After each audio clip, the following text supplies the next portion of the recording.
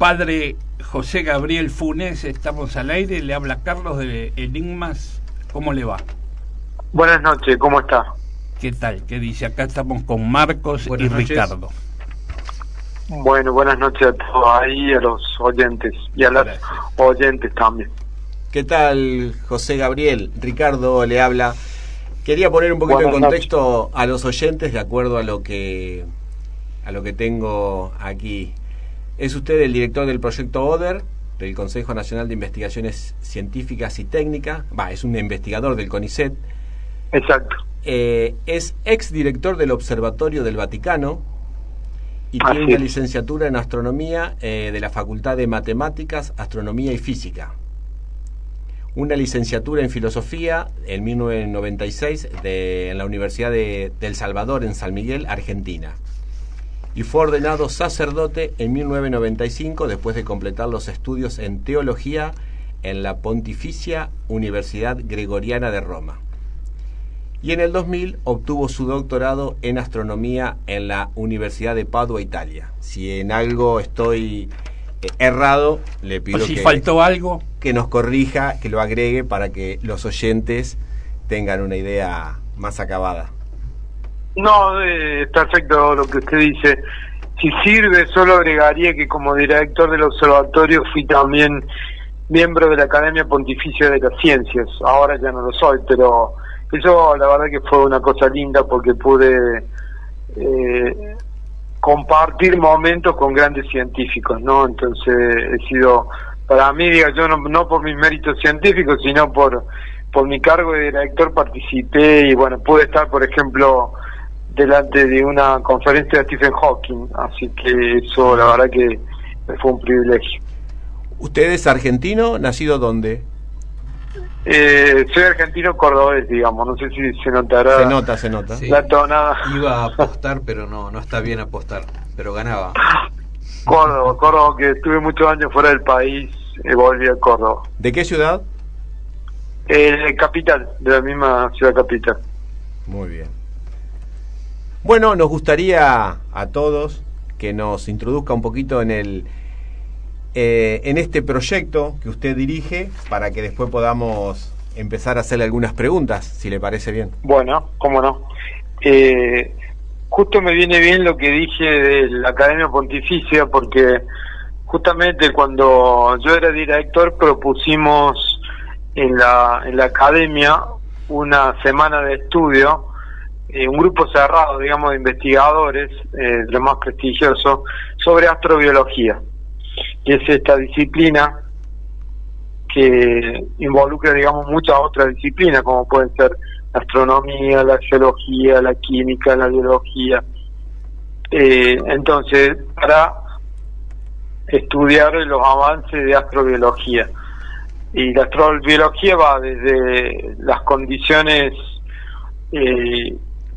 iniciales en la Tierra, cómo se fue dando la vida en la Tierra, hasta la búsqueda de vida en nuestro sistema solar y también la búsqueda de vida inteligente en el universo. Cuando hablamos del universo, el universo es demasiado grande. En realidad lo que estamos diciendo sería en estrellas o exoplanetas que giran alrededor de estrellas cercanas, porque nuestra galaxia es muy grande, el universo es muy grande, así que solo podemos buscar vida inteligente extraterrestre en nuestra vecindad de estrellas cercanas. Bueno, entonces en el 2009 tuvimos este congreso. Yo debo decir que no soy especialista en astrobiología. Mi especialidad, mi doctorado fue sobre galaxias, agujeros negros en las galaxias, pero bueno, la vida me fue llevando por este camino de la astrobiología, y al volver aquí a Córdoba propuse, yo estoy trabajando en la Universidad Católica, ese es soy CONICET, Universidad Católica de Córdoba. Entonces mi lugar de trabajo es la Universidad Católica, pero trabajo para el CONICET.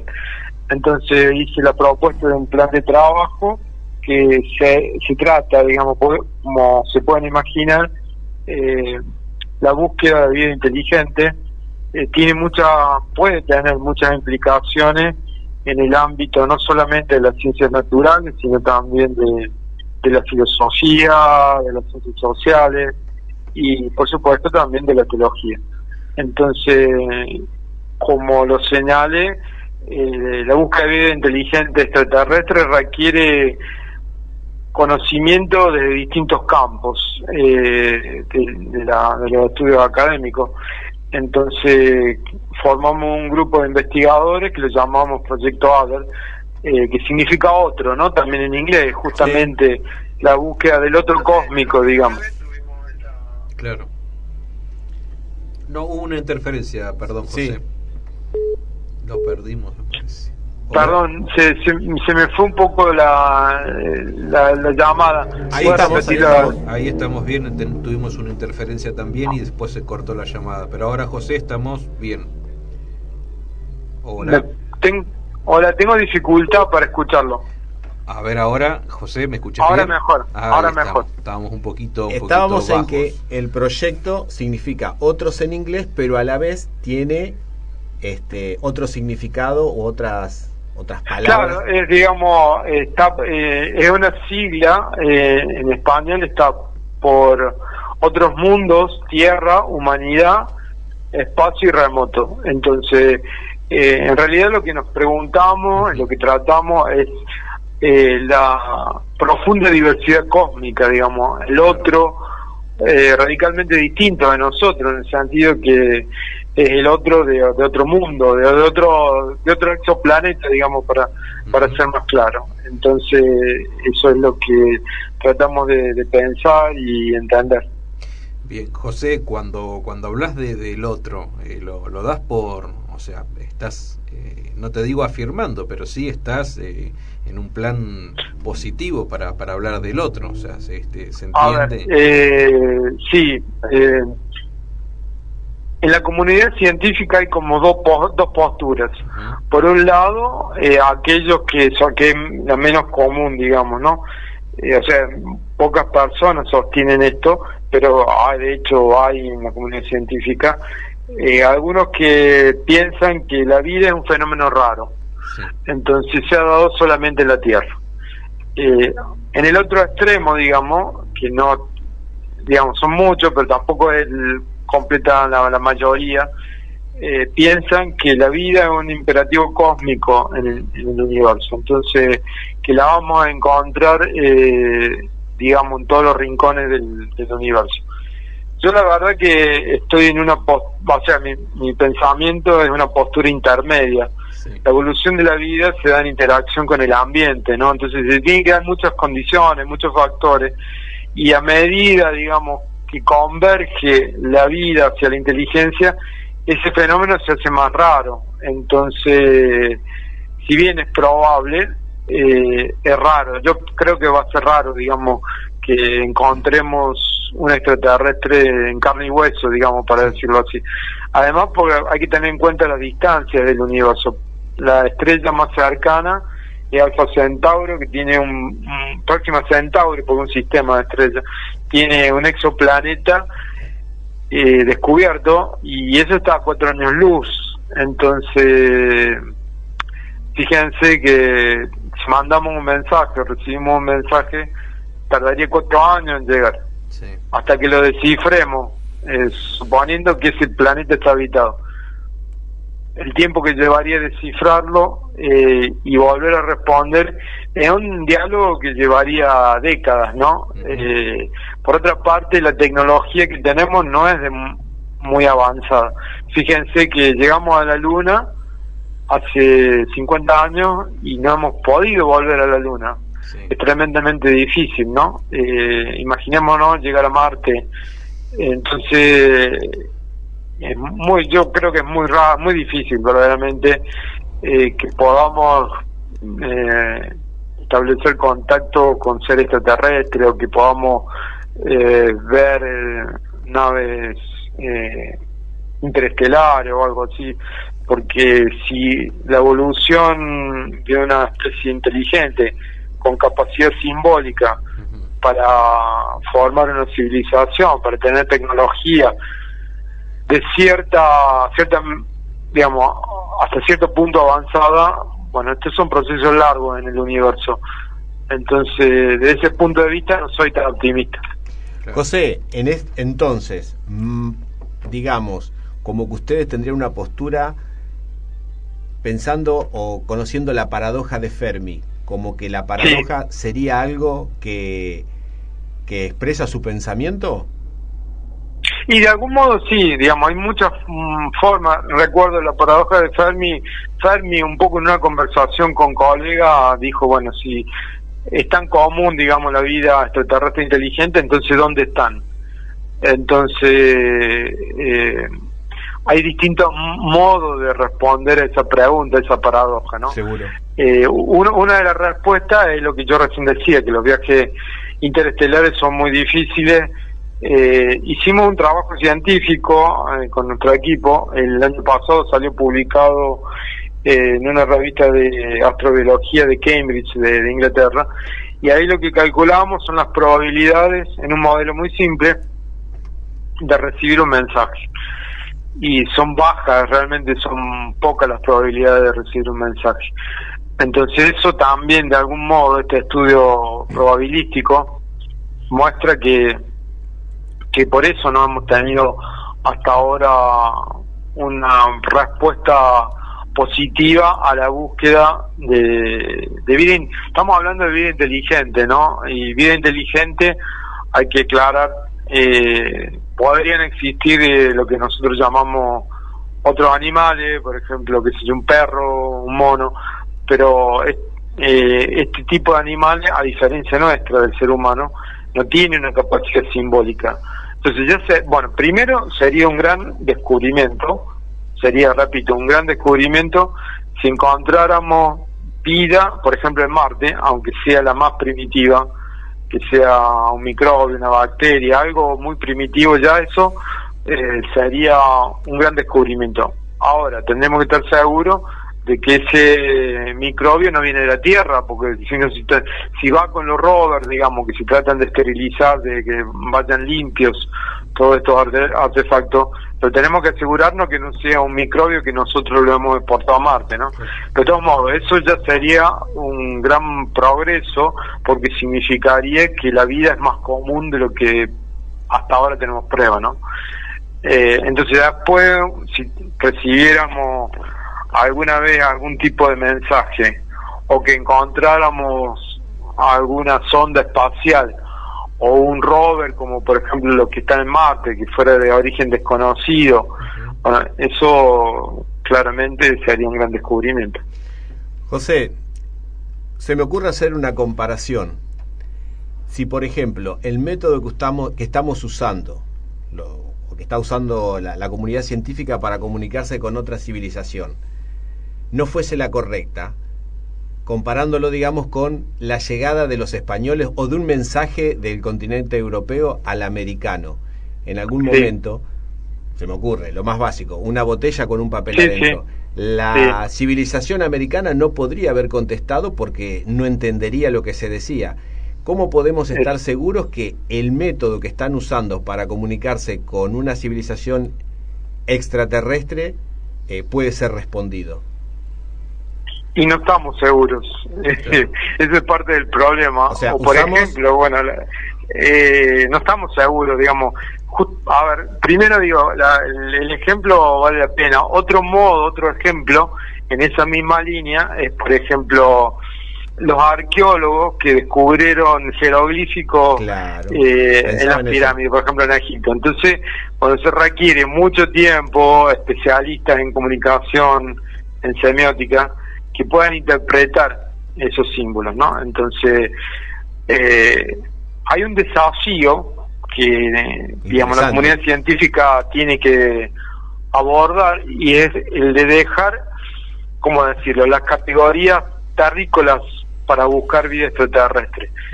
Pero el problema es que si dejamos de pensar como seres humanos, ¿qué categoría usamos para buscar o para comunicar? Además, tenemos que suponer, en el ejemplo que daba de lo europeo con pueblo originario, que por ejemplo no había al principio, porque después de hecho se puede establecer comunicación. En la Tierra tenemos distintos pueblos con distintas lenguas, pero tenemos la misma capacidad simbólica y de hecho nos hemos comunicado, ¿no? Sí. Y hemos entrado en conflicto también, eso hay que decirlo. Seguro. Entonces, se supone, o sea, tenemos que hacer esta suposición, porque si no, no valdría la pena, digamos, todo el esfuerzo que hacemos, que de algún modo existiría una especie de gramática universal, ¿no? Universal en el sentido de todo el universo. Algún tipo de lenguaje de cosas fundamentales que nos permitan comunicar con otras civilizaciones. Doy un ejemplo de la ciencia ficción, que a mí me resultó interesante la película de Arrival, ¿no? La llegada. Si no la han visto, les recomiendo a los oyentes que la vean, vale la pena. Muy interesante. Porque hay varias cosas, hay el lenguaje de la ciencia, también nosotros en el mundo occidental, por ejemplo, tenemos una percepción lineal del tiempo, eso está claro, digamos, es intuitivo de algún modo. Pero otros pueblos más antiguos tenían una percepción cíclica, reiterativa del tiempo, ¿no? Basado también, por ejemplo, en el ciclo de las estaciones, ¿no? Entonces, bueno, todas estas cosas habría que tenerlas en cuenta y dejar de algún modo pensar, salir de nuestro modo de pensar terrícola para pensar con categorías más flexibles, más amplias. Y bueno, un poco de eso también se trata nuestra investigación. Todavía no hemos llegado a un resultado al respecto. Estamos comunicados con el padre José Gabriel Funes, ex astrónomo del Vaticano. Padre, yo le quería hacer una pregunta que estábamos charlando hace un rato acá con mis compañeros. ¿Qué pasaría con la religión si se encuentra o si aparece algún tipo de vida extraterrestre o fuera de la Tierra? ¿La religión estaría entendiendo que también son hijos de Dios? Sí, digamos, la respuesta breve sí. De hecho, retomando el ejemplo del encuentro con otras culturas, digamos, ¿no? Sí. El catolicismo, el cristianismo, yo hablo de la perspectiva católica, pero ya pasó por esto, digamos, ¿no? El encuentro con otros pueblos, sea los pueblos de América u otros pueblos en Asia o en África. Bueno, esta pregunta se planteó, digamos, de algún modo. Claro. Entonces, no habría, desde el punto de vista del Dios creador, no habría que modificar la doctrina de la creación. Al contrario, yo diría que así como el encuentro con otros pueblos nos enriquece, nos da una perspectiva distinta, si se diera el caso, esto, así como recién le hacía mención a la ciencia ficción, si hacemos un poquito de teología ficción, digamos, si primero hay que tener paciencia, hay que esperar, en ciencia hay que tener mucha paciencia, hay que esperar, y sobre todo en un campo de estudio como la astrobiología hay que tener mucha paciencia y hay que saber esperar. Suponiendo que recibiéramos algún mensaje y que ese mensaje correspondiera a una especie simbólica con nuestra misma capacidad espiritual, entonces eso también a lo mejor nos abriría un poco la cabeza y el entendimiento, en el sentido de tener una religión menos antropocéntrica, ¿no? y más amplia, ¿no? Nos ayudaría a cambiar de perspectiva, así como la revolución copernicana que promovió Galilea nos ayudó a comprender mejor la Biblia, a leer la Biblia, el descubrimiento de vida inteligente extraterrestre podría ser la próxima revolución copernicana. Sarah Siegel, que es una famosa experta en exoplaneta, utiliza esa expresión, ¿no? Que la próxima revolución copernicana va a ser si encontramos vida en el universo. Claro, que yo creo que para la religión reforzaría la creencia de Dios, la existencia de Dios, ¿no? Sí, puede ser. Hay estudios que se han hecho en Estados Unidos justamente hace unos días leí encuesta, y que dicen que no, digamos, sobre todo las religiones monoteístas, como pueden ser el Islam, Sí. el judaísmo, el cristianismo, aún el budismo, no verían amenazadas, digamos, sus creencias si descubriéramos vida inteligente extraterrestre. Ajá. Cambiándolo de tema, ¿escuchó hablar del Oumuamua? Sí, bueno, digamos, más que escuchar hablar del tema, bueno, sí lo he escuchado en alguna conferencia de Villet, y he leído el artículo científico que salió hace unos años, ya hará como 3 o 4 años me parece, Sí. en el Astrophysical Journal, que es la principal revista de astrofísica, o sea, es serio, digamos, el estudio es serio, en el sentido que tiene que pasar, eso es muy importante en ciencia, que nuestros trabajos tienen que pasar por la revisión de los pares, ¿no? Entonces uno se somete al juicio de, nosotros decimos referir, de un árbitro, ¿no?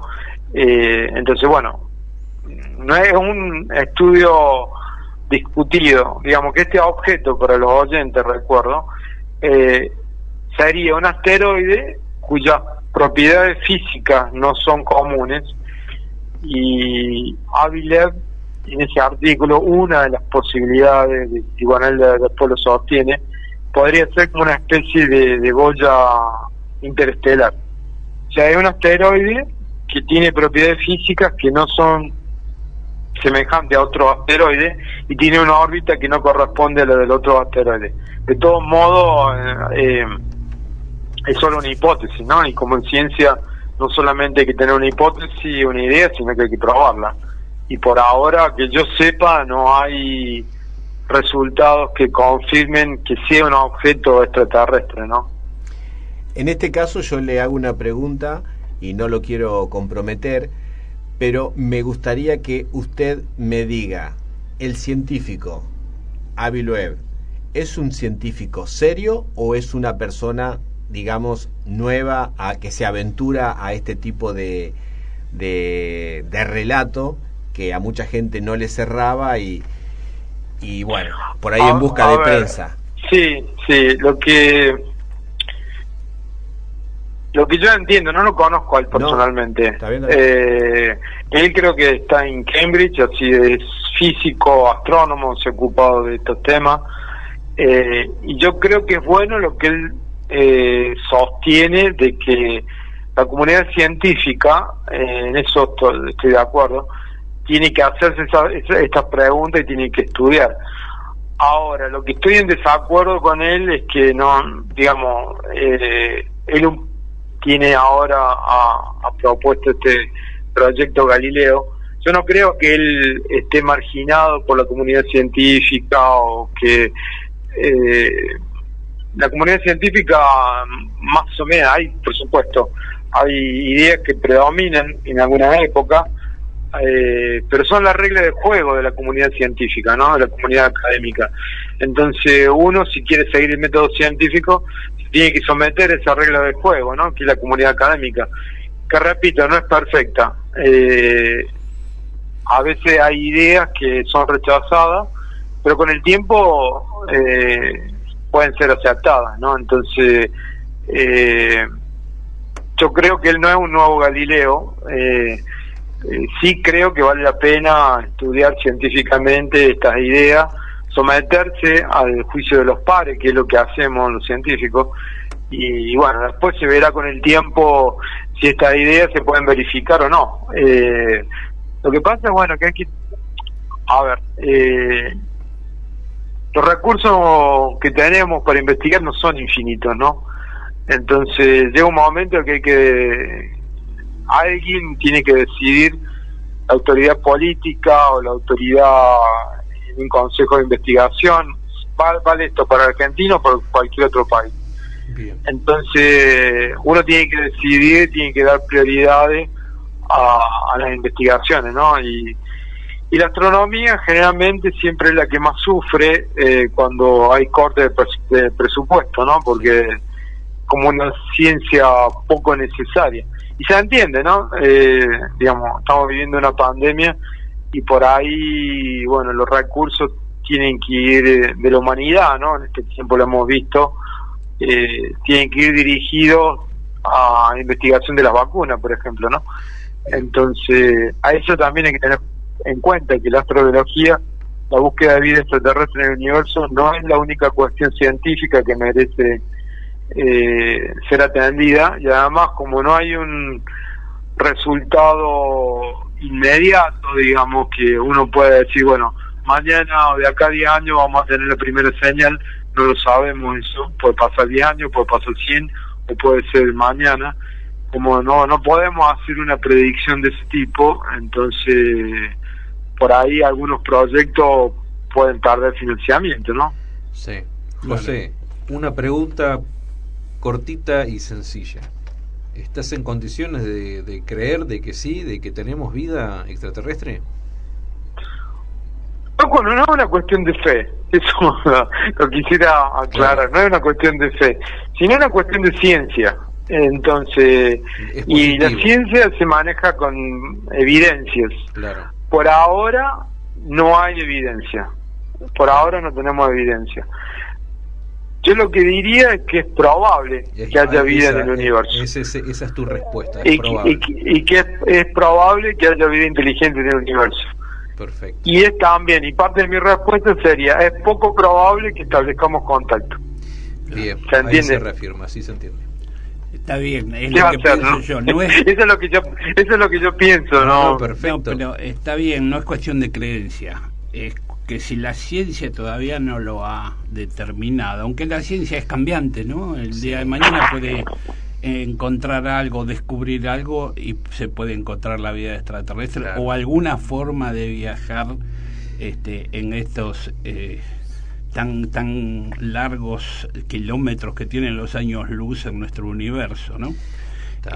Lo que yo quería hacer un comentario de Avi Loeb, que él armó un grupo multidisciplinario con científicos para investigar la vida fuera de la Tierra seriamente, y está en proceso, y bueno, según él está muy entusiasmado con esto, y esperemos que quizás en algún momento tenga resultados también. Sí, digamos, yo estoy en contacto también, presentamos un trabajo, nuestro proyecto de investigación, y hace 2 semanas también estuve en una conversación con Nathalie Cabrol, que es una astrobióloga, ella es francesa, pero hace muchos años, que está en el Instituto SETI. El Instituto SETI es el centro de investigación científica que está en California, en Mountain View. Yo he estado un par de veces ahí, y bueno, estuve conversando con ella sobre algunas ideas. O sea, estamos en contacto, digamos, aún desde aquí de Argentina, con los centros más avanzados donde se dan esos estudios. Ojalá tengan Avilev o el Instituto SETI o nosotros no hacemos, a ver, para que la gente entienda, no tenemos los medios tecnológicos en el sentido de radiotelescopio o búsqueda tecnológica. Lo que nosotros hacemos es una reflexión filosófica, religiosa y también científica, en el sentido de análisis de probabilidades, teniendo en cuenta la característica física de la galaxia, ese tipo de análisis. Pero no vamos a ser quienes detecten, digamos, una señal extraterrestre. Lo que nosotros reflexionamos es sobre qué impacto eso podría tener en nuestra comprensión del universo, en nuestra comprensión filosófica, en nuestra comprensión religiosa y en nuestra comprensión de nosotros mismos. Porque, digamos, esta pregunta, si estamos solos en el universo, no es una pregunta que nos hacemos hoy, que se hace a Avilev por la primera vez. Ya esto viene de la época de los griegos, de los filósofos griegos. Entonces algunos sostenían que la Tierra era el único lugar, una visión muy geocéntrica, aristotélica. Otros sostenían que había una pluralidad de mundos. En la Edad Media, el maestro de Santo Tomás, San Alberto, sostenía que este tipo de estudios son importantes, son deseables. Entonces no es algo, digamos, esta década o que comenzó con Avilev o con nosotros, ¿no? Sino que son décadas y siglos que la humanidad se viene haciendo estas preguntas.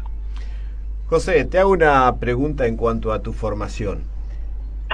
¿En el año 95 te ordenaste sacerdote? Sí. Te quería preguntar, ¿sentiste la necesidad de ordenarte sacerdote como para completar tu visión de todo lo que te interesaba? ¿O ya tenías la intención de hacerlo aparte de lo que ya sabías como científico? ¿O esto vos sentiste que...? No, es distinta un poco la historia.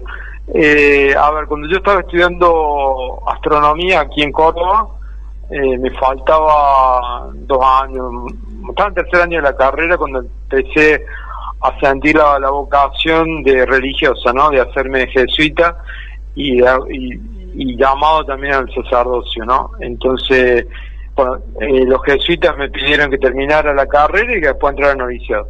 Cuando yo entré al noviciado no tenía ninguna perspectiva no sabía qué iba a hacer de mi vida. Podía terminar en una misión en África o en India, como podría, de hecho me ofrecí para ir a Japón de misionero, o podés, como me pasó, seguir los estudios de astronomía, y entonces después de la ordenación,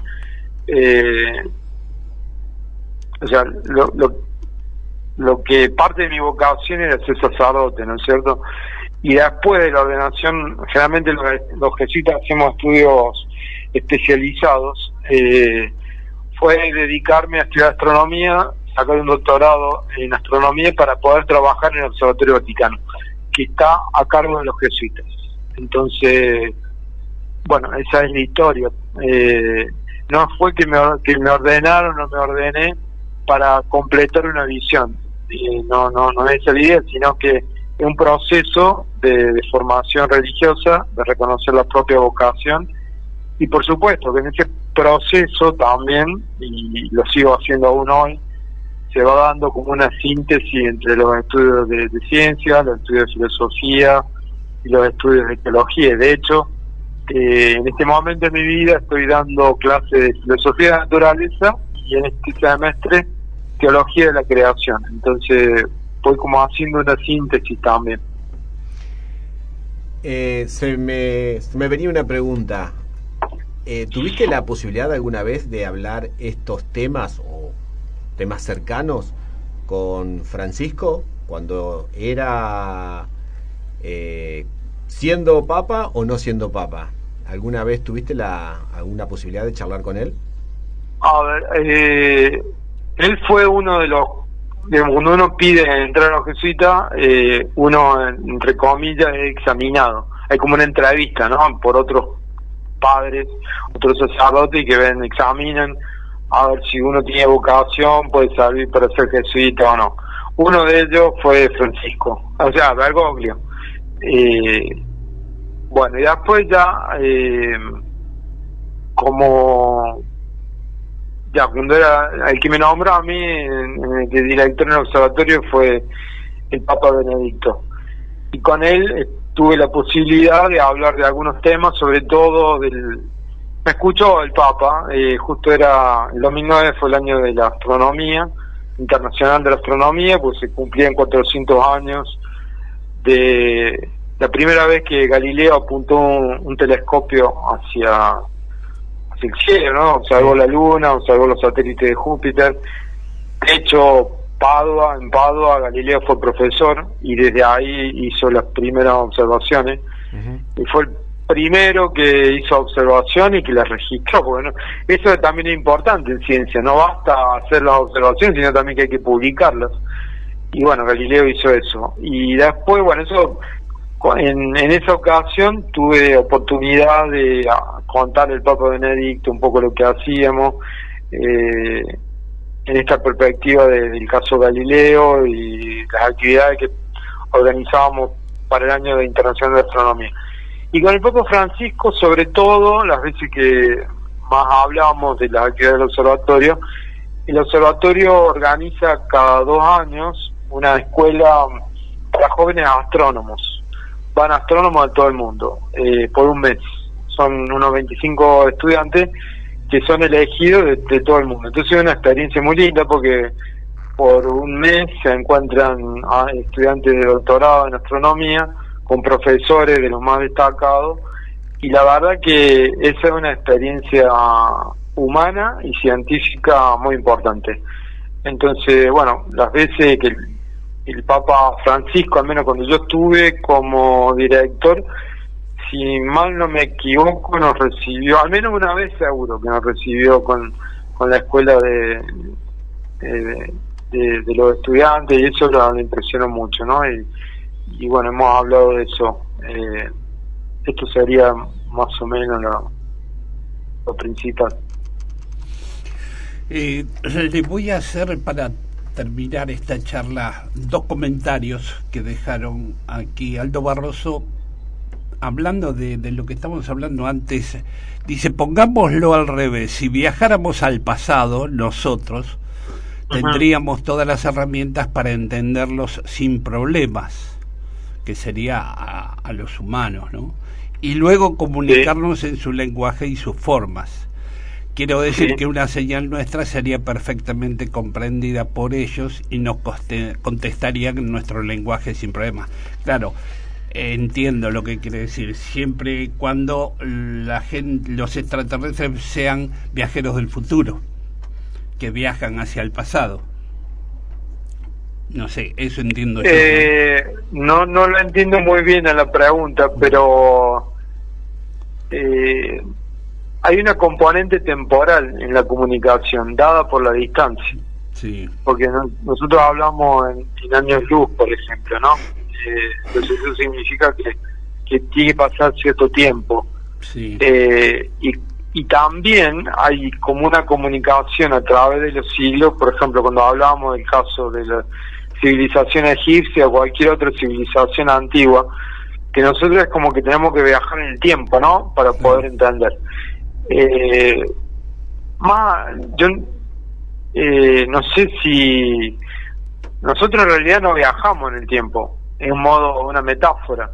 Lo que nosotros hacemos son excavaciones, digo nosotros, los arqueólogos. No podemos viajar en el tiempo y ver cómo vivían esas civilizaciones, sino simplemente lo que tratamos de entender es haciendo excavaciones, viendo su escritura, tratar de entender cuál era su cultura, qué es lo que pensaban, qué trataban de comunicar.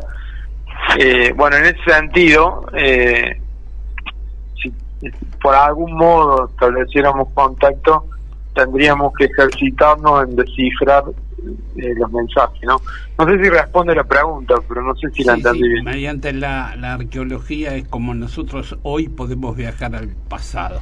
Claro, pero no es un viaje literal en el pasado. Claro, sí. Podemos llegar. Qué paradójico sería, ¿no?, que nos llegue dentro de cientos de años luz una respuesta a un mensaje enviado por nosotros, pero que ya no comprendamos lo que hemos enviado porque esa civilización no existe. Claro. Y sí, podría ocurrir. Digamos, de nuestra civilización el paso que va no tiene mucha... si no somos cuidadosos con algunas cuestiones y no vamos a durar mucho como civilización. Claro. Entonces, pero esto no nos toca a los seres humanos, ¿no? Si no tenemos cuidado con el cambio climático, si no tenemos cuidado cómo usamos los recursos naturales, y se complica la existencia de no de la Tierra, de los seres humanos. Del ser humano. El otro comentario de Nau Nores es: la ciencia tuvo que modificar su forma de entender el mundo cuando el avance científico así se lo exigió.